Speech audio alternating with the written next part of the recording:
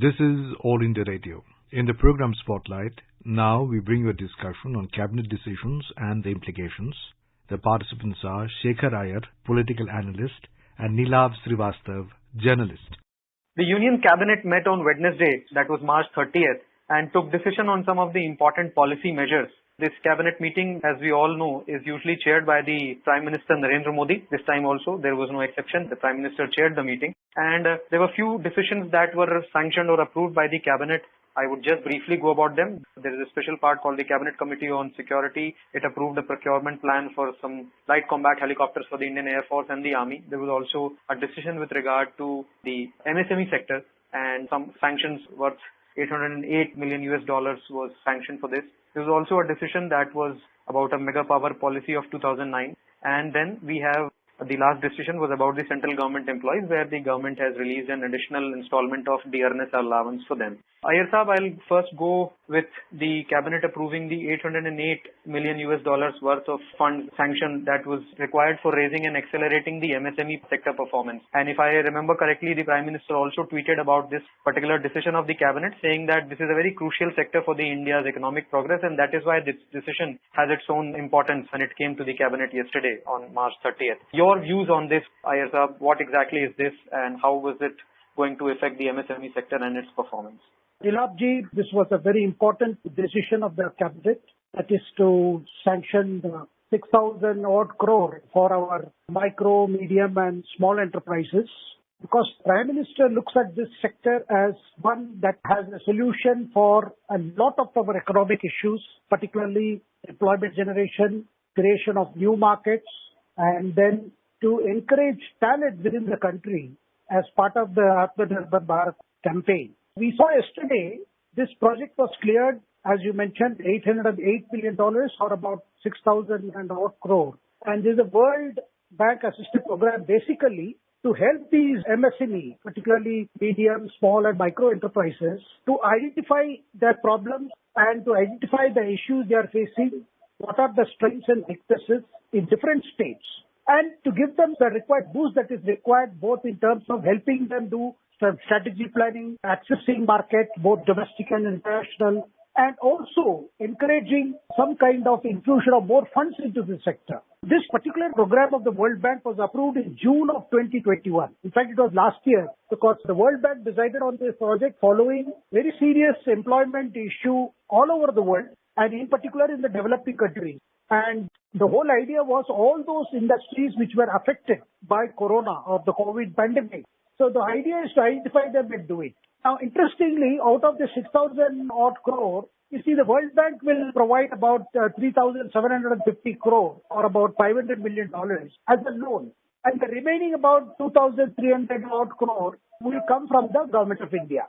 Now, with this program, what the Government of India intends to do, using the World Bank assistance as well as its own fund input, is to somehow help directly and indirectly about 6.3 crore enterprises that today qualify as MSMEs. And of these 6.3 crore, the government's attention is on about 5.5 lakh MSMEs who are going to be specifically targeted because they have a potential for enhanced performance. So this is the philosophy which is doing, and this whole project is called, actually they have given a nice name for that, Raising and Accelerating MSME Performance, or RAMP. Basically to ramp up the MSME is the goal of this program. And one of the key components of the program, Nilavji, is actually to help these MSMEs have their own strategic investment plan or SIPs. And all of them will have to identify what are the constraints, what is the goal, what is the gap, how to mobilize all these MSMEs, because each MSME can mobilize another MSME in terms of collaboration, in terms of synergy. And the idea is to see that they are given some goals, they are given some milestones to cross, and they are encouraged to cross. This is the idea. And the government's intention is it should cover certain priority sectors like renewable energy, rural and non-farm businesses, because the already government has committed a lot of funds for Atmanirbhar Bharat, particularly in agriculture and allied industries. Then also in the wholesale and retail trade, cottage industry, enterprises run by women. And though the Government of India says that this is going to cover all the states, all states will be eligible, But what we understand is World Bank last year itself had identified that could be targeted activities in those states which are seen as first mover states like Gujarat, Maharashtra, Punjab, Rajasthan and Tamil Nadu. Of course, all states can join, but these states already have MSMEs which are needing assistance, which need that boost. The other decision was taken by the cabinet pertains to the Cabinet Committee on Security. Now, this was about approving procurement of 15 light combat helicopter or the LCH as part of a limited series production from the Hindustan Aeronautics Limited that is located in Bangalore, and this is for the Indian Air Force and the Army. If I remember correctly, as the government document said, that this is worth a cost of 3,887 crore. Mr. Iyer, you think this is to bolster the kind of capabilities for the defense forces of India? Definitely, Dilapji, this is to bolster the defense needs as well as encourage Atmanirbhar Bharat. That campaign is a key point in this because these are indigenously developed helicopters which will be manufactured by HAL, Hindustan Aeronautics Limited. And we already have Apache attack helicopters which we had imported from the United States. Now, this light combat helicopters will actually complement these Apache helicopters which are more heavier and deployed for major operations. This is a very good thing, and the Government of India has taken into account the requirement of the Army as well as the Indian Air Force and decided to go for this. And as you mentioned, let's say about 4,000 crore, which will also require some investment in infrastructure facilities. So what we are going to see is that about 150 to 160 of these twin-engine helicopters. These helicopters have been tested even in Siachen, which is actually, one can say that one of those first of those combat helicopters which have been tested in those IZ heights. So this is a very important decision. And we saw the Defense Ministry statement yesterday which said that this helicopter is equipped with requisite agility, maneuverability, extended range, high altitude performance, and they can function round the clock. They have all-weather combat capability. Basically, they can be used for a lot of operations, particularly counterinsurgency operations also, and also provide the ground forces. And as I said earlier, this forms the broader goal toward Atmanirbhar Bharat, for which this LCH approval was awaited. And Dilapji, it is important to recall this light combat aircraft, this has been under development from the late 2000s. And there were numerous delays in regarding their production. And the first test flight was conducted only in 2010. So it was only until November 2016, after Modi government decided to purchase 15 helicopters for limited series production. And by January 2019, we saw that LCH had done complete weapons trial. And in February 2020, it was declared by HAL ready to be operational. So this is one of the very important decisions of the Cabinet Committee on Security yesterday. Right, Iyer Saab. If I could just add to the kind of technologies and the sturdiness of this LCH, as per the government statement that was published after the Cabinet Committee on Security meeting, that these helicopters will have reduced visual, aural, radar and IR signatures, and they have some crash worthiness features for better survivability. And as what Iyer Saab was saying, that different kind of roles, counterinsurgency, different kind of terrains that the Indian Army and the Indian Air Force operate from as high as Siachen Glacier to the left-wing extremism affected states in the country. So there are several key aviation technologies like glass cockpit and composite airframe that the LCH would be sporting with.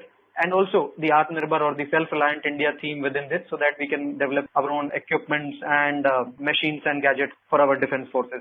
Another cabinet decision that I would want Mr. Iyer to throw some light on this was about the cabinet approving the mega power policy of 2009. This is something to do with the kind of provisional mega power project sanction, or this is something to do with some other decision? Nilabji, this is basically giving some time. They are being given 3 more years, rather actually, time exception to at least 10 mega certified projects, because they have to give the certificates. So they are being given some more time to complete these projects, because it is important for them to show completion of these mega projects to compete in future private-public partnership projects. Therefore, this is basically to give them that kind of boost necessary for creation of more assets in the power sector. Because some of the projects are commissioned, some are partly commissioned. Earlier, the requirement was, from the date of import of equipment and starting the project, they had a time gap of about 120 months. Now it has been extended to 156 months. So you can see that this extended period will give a lot of these power companies for them to coordinate with the Ministry of New and Renewable Energy as well as the Solar Energy Corporation, so that they can participate in future bids. So that is the main thing. sector remains competitive. There are more people participating in such projects, and the benefit is passed on to the consumer eventually. Right, Iyer Saab. And if I can just read out from the government statement that was issued very recently after the cabinet meeting, that this is the time period for 10 provisional mega projects which are commissioned or partly commissioned for furnishing the final mega certificates to the tax authorities has been extended to 156 months instead of the earlier 120. And during this extended period, the government says that the bids for firm power and the MNRE, which is the Ministry of New and Renewable Energy, Solar Energy Corporation of India, these all mega projects will be expected to participate in such bids to secure the kind of orders that they can, what Mr. Iyer was also speaking about. And the Ministry of Power comes into play here, and it will develop an alternative in this period based on what the present electricity markets, while ensuring that benefits are also passed on to the quote-unquote competitive manner, the government statement says. Last decision by the cabinet, something which brought smiles to the faces of lakhs of central government employees, was the cabinet approving the grant of relief for an additional installment of dearness allowance for not only the employees but also for the pensioners of the central government with effect from January 1st this year. A mega decision for the employees, Iyer Saab. Indeed, Dilapji, this was much awaited decision. In fact, central government employees and pensioners were waiting for the decision because of to take care of the inflationary changes that have happened in the last few months. So this is effective from January 1st of this year, 2022. And actually it represents an increase of 3% over the existing rate, which is 31% of basic pay or pension.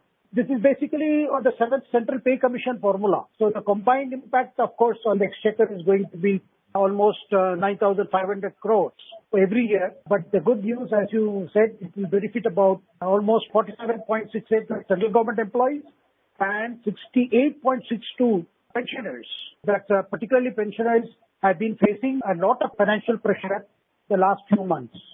All right, Iyer Saab, I just wanted to talk to you about one point on the MSME sector thing that we were talking about. This was about the play of the ramp.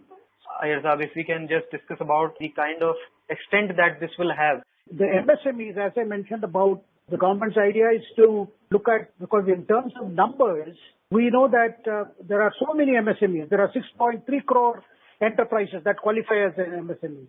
But at least 5 to 6 lakhs of them, can be specifically targeted for enhanced performance. And they need help. So this amount of money will be actually, one is to look at which are the industries which suffered during Corona and what kind of resilience they have shown and what kind of recovery interventions are possible. That is one. And the second is to see that how they can get access to market as well as credit. And then what are the institutions that need to be strengthened for this objective, and then improve the linkages between center and state. And, many of these MSEBs are basic problems have been, getting payments and then moving into new areas, what is called the green areas. So that will be taken care of. And whole idea is the implementation capacity, the ability to implement projects, that capacity is enhanced. So that's a very big thing. And this is going to require capacity building, virtually hand-holding, I would say, because the government has always been keen that whatever help is required, they must be hand-held and led forward. And then identify skills that needs to be developed.